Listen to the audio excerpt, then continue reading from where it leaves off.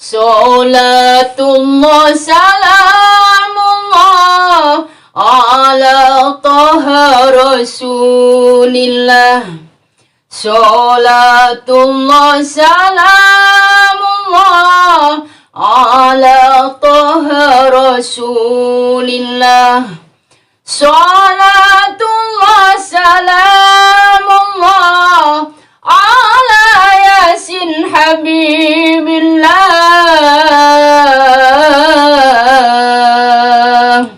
Salatullah salamullah ala yasin habibillah.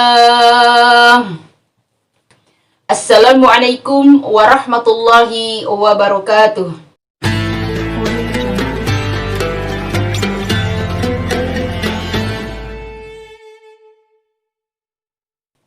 Alhamdulillahirabbil alamin, wassalatu wassalamu ala asyrafil anbiya'i wal mursalin wa ala alihi wa ashabihi ajma'in. Amma ba'du. Saudaraku fillah, bertemu kembali dengan saya Bu Nur Siti Lawati dalam kajian Dasar Islam. Kali ini saya akan menerangkan tentang kewajiban bagi seorang yang baligh dan berakal atau yang dinamakan mukallaf.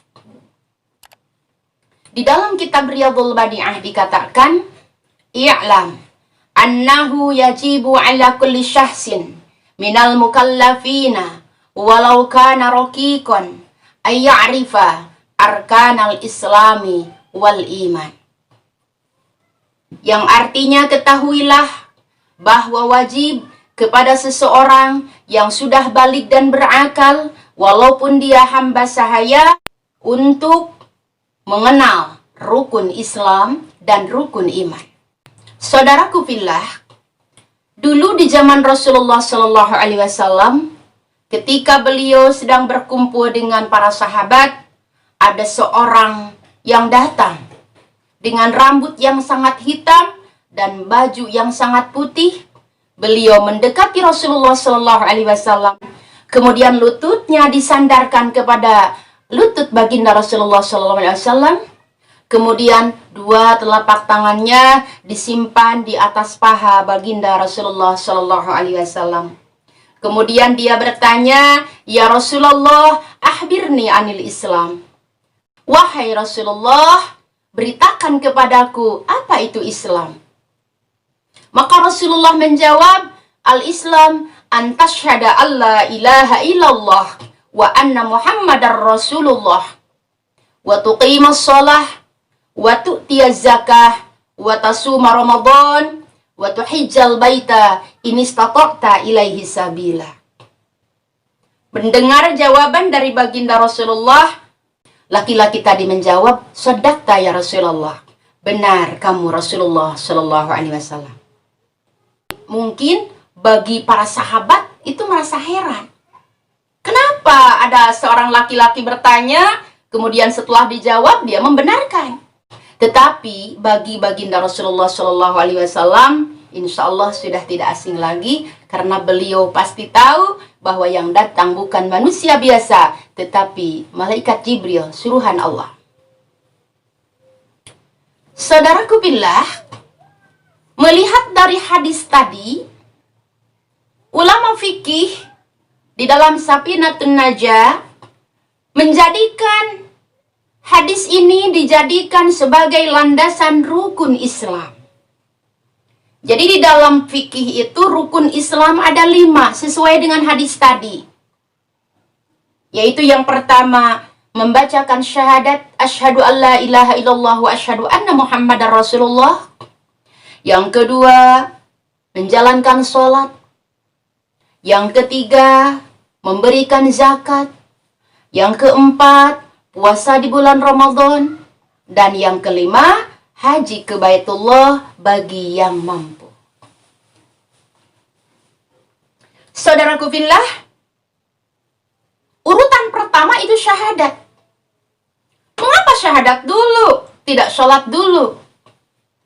Karena syahadat ini, kata ulama yang ada di dalam kitab Riyadhul Badi'ah mengatakan bahwa syahadat merupakan pintu gerbang pengesahan seluruh amal amaliyah sesudah syahadat. Jadi, kalau sudah syahadat, sholat jadi sah, puasa jadi bisa, zakat juga boleh, haji pun juga boleh. Karena pintu gerbangnya adalah syahadat. Jadi ketika seseorang sudah bersyahadat, maka sah seluruh amaliyah zahiriyah. Orang itu sudah bisa menikah, orang itu bisa menyembelih, orang itu bisa mewarisi dan lain sebagainya. Karena sudah melaksanakan syahadat yang merupakan pintu gerbang pengesahan seluruh amaliyah duniawi. Lalu di dalam syahadat itu mempunyai 5 komponen. Mana 5 komponen? 1, ada yang dinamakan syahid, orang yang bersyahadat. Kedua, ada yang dinamakan masyhudlah, yaitu zat yang disyahadati, yaitu zat Allah dan Rasulullah SAW. Yang ketiga, ada yang dinamakan masyhud alaih. Apa itu masyhud alaih? Orang yang disyahadatkan, yaitu orang yang tidak percaya satunya Allah dan orang yang inkar atau pernah keluar dari agama Islam. Maka dia harus mengucapkan syahadatain. Dan yang keempat, ada yang dinamakan masyhud bih. Apa itu masyhud bih? Isi yang disyahadati, yaitu mensatukan atau mengiktikadkan satunya Allah dan mengiktikadkan kerasulan Rasulullah SAW. Dan komponen yang kelima dari syahadat yaitu segat syahadat yang berbunyi asyhadu an la ilaha illallah wa asyhadu anna Muhammadar Rasulullah. Itu yang pertama. Mungkin sekarang sudah terjawab mengapa rukun Islam yang didulukan syahadat. Komponen rukun Islam yang kedua yaitu sholat. Sholat pun merupakan komponen yang penting setelah syahadat di dalam Islam. Makanya Rasulullah SAW mengatakan di dalam hadisnya, as-sholatu imaduddin. Sholat itu tiangnya agama. Jadi, di dalam tatanan rukun Islam itu, semuanya memang penting. Tetapi yang paling penting yang pertama tadi syahadat. Kalau di dalam rumah mungkin ibarat pondasinya. Kemudian yang kedua komponen yang juga pentingnya yaitu sholat. Karena sholat kalau di dalam satu bangunan mungkin bisa diibaratkan sebagai tiangnya. Coba bisa dibayangkan kalau satu bangunan rumah tidak ada tiangnya, mungkin kita tidak akan bisa membayangkan ada atap bisa berdiri sendiri tanpa tiang. Jadi bagi kita yang mengaku umat Islam, ayo sholat. Sholat setiap waktunya, zuhur, asyar, maghrib, isya, subuh, jangan dilewat, jangan bolong-bolong, laksanakan dengan syarat dan rukunnya. Yang mungkin insya Allah nanti satu saat akan saya bahas tentang syarat dan rukun sholat. Kemudian yang ketiga memberikan zakat. Ini sesuai urutan hadis tadi.